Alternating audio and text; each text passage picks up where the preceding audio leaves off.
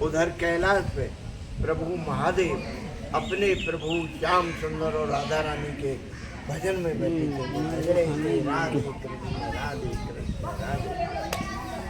जब महाराज शुरू हुआ तो गोपियों के पैरों के पायल और घुंघरू बजने लगे और एक ऐसा मधुर संगीत पैदा हुआ जो कि तीनों लोकों में छा गया।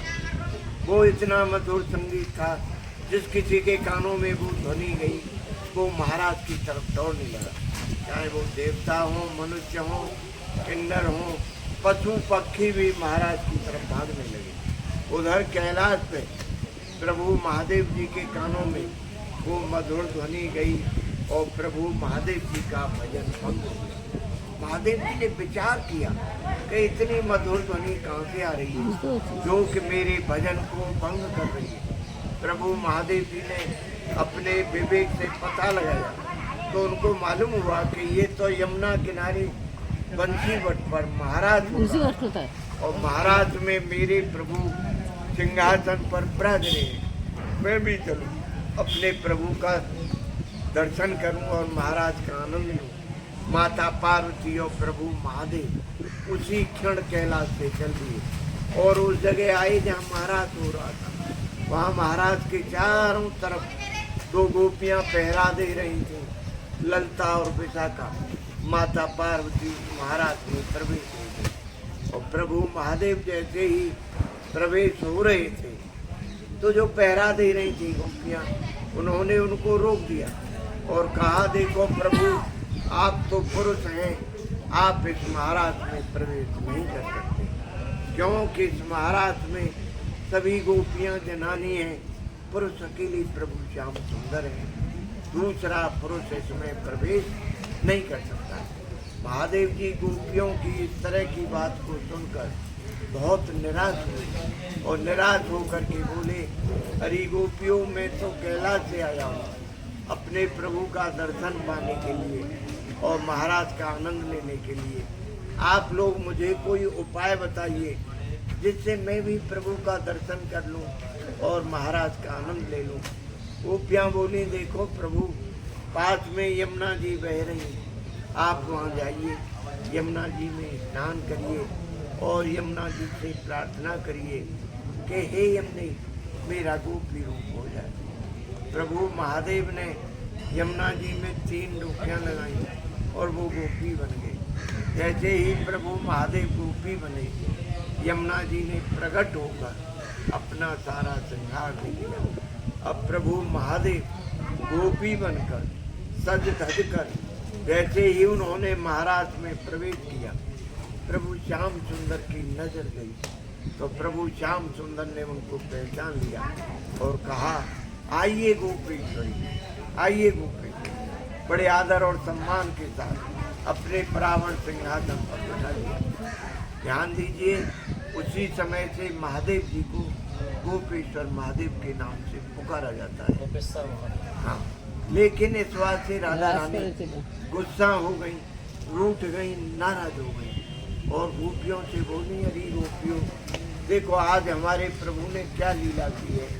आज एक नई अनजान गोपी आई है, काली कलूटी, उसको प्रभु ने अपने परावण सिंहासन पर बैठा लिया और उससे कहा है, गोपेश्वरी हम सब गोपियों की ईश्वर बना दिया, हमसे तो कभी गोपेश्वरी कहा ही नहीं। इसी बात से राधा रानी रूठ कर गुस्सा होकर महाराज में नंगे पैदल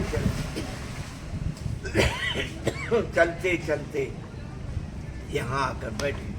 अब आप समझो, जब राधा रानी महाराज से हट गई, महाराज बंद हो गया। प्रभु श्याम सुंदर ने देखा, अरे यहाँ तो महाराज भी बंद हो गया, यहाँ तो हमारी राधा रानी भी नहीं है। तब प्रभु राधा रानी को चारों दिशाओं में खोज रहे और पुकार रहे हैं कि हे राधे आप कहाँ हो, हे किशोरी जी आप कहाँ हो। देखो जिस रास्ते से राधा रानी यहाँ आई थी उस रास्ते में ब्रज की रज में राधा रानी के बहुत छोटे छोटे पैरों के चिन्ह बने थे। प्रभु ने पहचान लिया कि ये तो हमारी राधा रानी के पैरों के चिन्ह हैं। उनसे रज लेकर प्रभु ने अपने मस्तक पे लगाई और उन चिन्हों को प्रभु खोजते खोजते यहाँ राधा रानी के पास आए। यहाँ कर प्रभु ने खूब मनाया, राधा रानी को खूब मनाया। जब राधा रानी मनने में नहीं आई तो प्रभु इनके पैरों में पड़ गए और पैरों में पड़कर बोले, देखो राधे, आप गुस्सा हो गई, नाराज हो गई। वो कोई मामूली गोपी नहीं थी, कैलाश से प्रभु महादेव आए थे गोपी बनकर महाराज देखने के लिए। देखो राधे, अब आप अपनी गुस्सा छोड़ो और हमारे साथ चलो। राधा रानी बोली, प्रभु मेरे पैरों में छाले पड़े हैं, मैं बहुत ज़्यादा थकी हूँ प्रभु, अब मुझसे नहीं चला जाता।